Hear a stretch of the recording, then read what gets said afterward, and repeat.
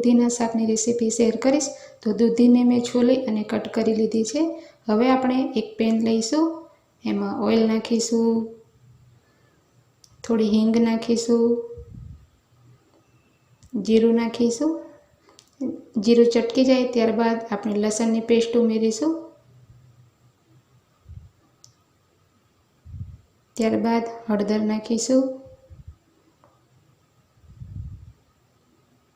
હવે આપણે કટ કરેલી દૂધી છે એ ઉમેરીશું અને મિક્સ કરીશું.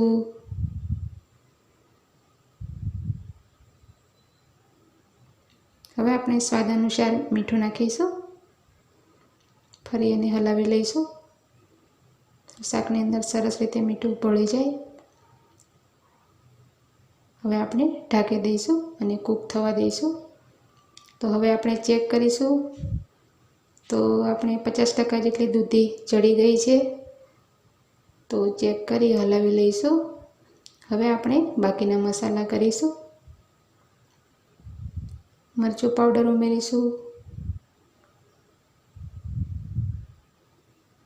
ધાણા જીરું પાવડર, થોડો ગરમ મસાલો ઉમેરીશું. મિક્સ કરી લઈશું. હવે આપણે ફરી ઢાંકીને ચડવા દઈશું. તો સરસ મજાનું શાક ચડી ગયું છે. હવે આપણે એમાં દહીં ઉમેરીશું.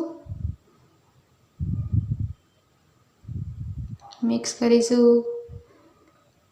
ગેસની ફ્લેમ થોડી ધીમે જ રાખવાની, નહીં તો દહીં ફાટી જશે. હવે આપણે એમાં સેવ ઉમેરીશું. તો મેં ઝીણી સેવ લીધી છે. હવે આપણે ધાણા ભાજી ઉમેરીશું અને સર્વ કરીશું. જો તમને મારી રેસીપી ગમતી હોય તો લાઇક, શેર એન્ડ સબસ્ક્રાઈબ જરૂરથી કરજો. Thank you.